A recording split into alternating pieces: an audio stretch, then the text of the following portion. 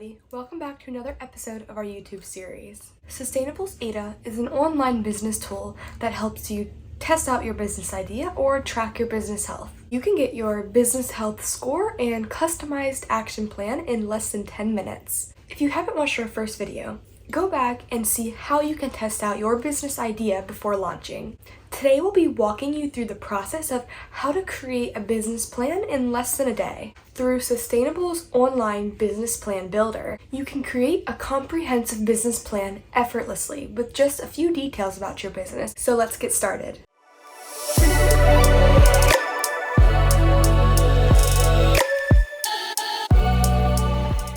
So you may pose the question, why do I need to write everything down about my business if I already know the necessary information? If you've wondered this yourself, you're not alone. The reason that we recommend creating a business plan is to get the foundation of your business written down on paper. A business plan can be used to get capital, solicit a business partner, scale your team, or even just clear your mind. It is a provenly effective way to gain control of your business. So now that we've gone over the why component of a business plan, let's go over the how component. Sustainable provides an undeniably simple way to effectively keep track of the elements of your business, not to mention doing all this in less than a day. To begin creating your business plan, log into Sustainable and navigate to the Strategy tab. You will then be brought to a screen that looks like this.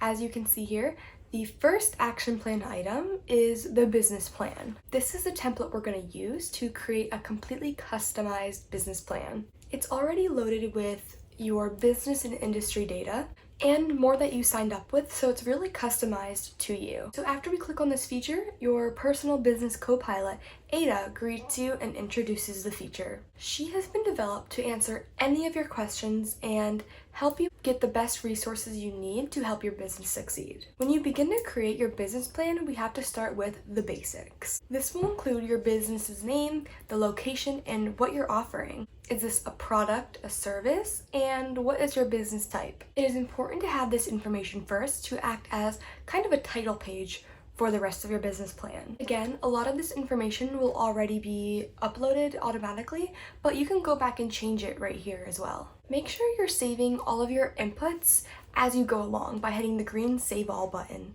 Once you have all the basic information written down about your business, it's time to develop the executive summary. This is a lot more simple than it sounds. The executive summary is the summary of your entire plan. Sometimes this can be helpful to do this last. This needs to be included because you have to decide on your target market before developing the rest of your business plan. After all, you are going to need paying customers to successfully run your business. If you want to do this first, you'll have to tell AIDA if you plan on working at a physical location or if you're working remotely.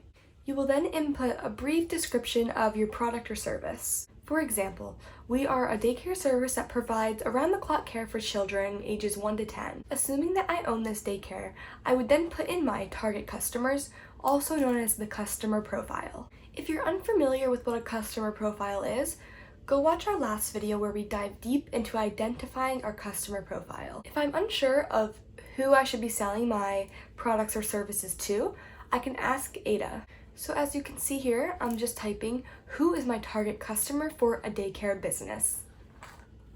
As you can see here, AIDA is going to tell me that my target customers are going to be working parents who are in need of childcare services. We then want to input where we believe these target customers will be in terms of location. For my daycare business, these people could be anywhere, but specifically in neighborhoods. Not all target customers have a specific location, but if they do, that definitely works in your favor. Moving along, AIDA wants to know what problems your customers are facing that is going to want to make them come to you for a solution. For instance, in my business, I'm going to receive a lot of customers who are going to want to come to me to care for their children during the day while they're at work. This will help you and AIDA declare who it should be that you're targeting when developing your products or services. That takes us to the next text box where AIDA will ask you how you're going to fix that problem of theirs and how you're going to appeal to these customers. I'm going to ask AIDA, how can I appeal to customers in a daycare business? AIDA tells me that I can offer a free trial to let my customers experience my service without paying first. This also allows my customers to form a positive opinion about me. Lastly, you're going to summarize how you plan on getting customers. Again, if you're unsure of this, you can ask AIDA and she'll give you some helpful tips. Now that we've created our executive summary, we're going to go ahead and take a look at our company description. The company description identifies who you are as a company, including visions, missions, goals, and more. It helps give the reader a clear reason as to why you exist. As you can see, AIDA wants you to first list some high-level goals for your company. These need to be SMART goals. If you're unfamiliar with what SMART goals are, they stand for specific, measurable, attainable, relevant, and time. This means that each of your goals should be clear and concise. They should be developed in a way that allows you to keep track of your progress and success. They should reflect the purpose of your company, which you can refer back to your executive summary to find this out. And lastly, your goals should have a definitive timestamp on them. For example, I want 40 new clients by January of 2024. These components are vital to goal attainment and will guarantee success. Scrolling down a bit, you are now encouraged to create a mission statement. I want to add that nothing you type right now has to be final. You can always go back and make changes as needed. In this section, AIDA is going to walk you through how to write an effective mission statement, but feel free to go back and tweak it at the end. The last piece of information that AIDA needs for the company description is your keys to success. These are basically just adjectives you're going to use to determine how you're going to succeed. For example, I might put down attentive and learning experience into my hypothetical daycare business, since I primarily serve to work one-on-one with each child to help them learn while they're at daycare. Now that we've covered the basis of your company description, the company summary is going to follow. This section's relatively short, where you're just gonna identify the age of your business. If you have not yet launched your business, you can go ahead and clarify that in this spot. It's also very important to indicate whether you've registered your business or not, and in the spot below, it's gonna allow you to do that. Lastly, you're gonna be able to declare your business type. Is this a sole proprietorship, an LLC, or an LLP? Once you've completed your entire business plan, AIDA will give you a spot in the company summary to allow you to insert your startup costs after obtaining your financial projections. Good job, you just created your company summary. You can also use this information on your marketing materials or your capability statements. Now we are going to slowly move into the specifics about your product or service. The business offering section will allow you to put in the product or service that your company offers, along with a description of its price and price type. If you have multiple products or services, you can keep adding to this section until you have everything about each one of your products. This setup will allow you to see your products in an organized way and to see all of their offerings and value. The last input you'll need for this section is the price summary. This is just clarifying where your expenses come from. Are they based on a supplier? Are your prices project-based, meaning they vary order to order? Or does your company's pricing operate as a subscription? These are all things that should be clearly stated before launching your company. The sixth section of this business plan dives deeper into your target market. As I mentioned before, your target customer should be created after you make a customer profile, which we cover in our last video, how to test out your business idea. Customer profile is a description of the ideal person that is going to want to buy your product or service. This will be determined by their interests, needs, race, age, gender, and other demographical components. AIDA provides a resource in this section that allows you to research your ideal customer before formally clarifying this in this section. Once you have a good idea of who your ideal customer is, you can describe them to AIDA in 5 or more sentences and then explain how you are going to fulfill your customer's needs. We are now making our way to number 7, industry. This section is going to highlight the specific niche your company is a part of. On sign up, you told AIDA what industry you're a part of, so she's crafted a custom industry report under the industry research page. Now you can use the data right here, or you can just research on your own as well. For self-research, AIDA lists a few things that you should consider researching before completing this section. Some things to keep in mind when developing your industry analysis would be the trends and statistics on how your industry is performing at the moment. To find this out, you can research things like the growth rate or the barriers to entry, if there are any. You're also going to want to dive deeper into your competition. In this section, you should be familiar of who your competitors are, what their products, services, and prices are, and other facts about them. It's a good idea to list 3 to 4 competitors in this section. Try to find a few local and a few national. You don't have to state how your business is better here. You'll do that in the later section instead, so just list the facts here.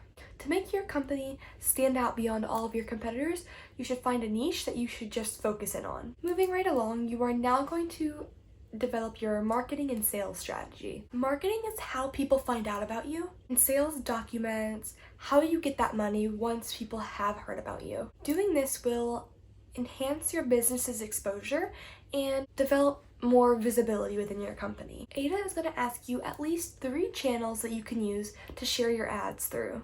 Will it be LinkedIn, a website, other forms of social media, things like that? Again, if you're unsure, you can ask AIDA or go back and check your action plan to see what's recommended for you. Once you think of a few ways that you can advertise your brand, you should figure out how to successfully execute this using the best strategy for your specific company. It's also great to start thinking about your marketing budget as well when filling out this section. Under the sales strategy, this is where you figure out how you're going to sell and through what kind of sales system to use. Are you allowing refunds? What's your invoicing time? And do you offer promotions? The sales forecast below the sales strategy is a place for you to predict your sales and a breakdown of how you came to that conclusion. We're almost done.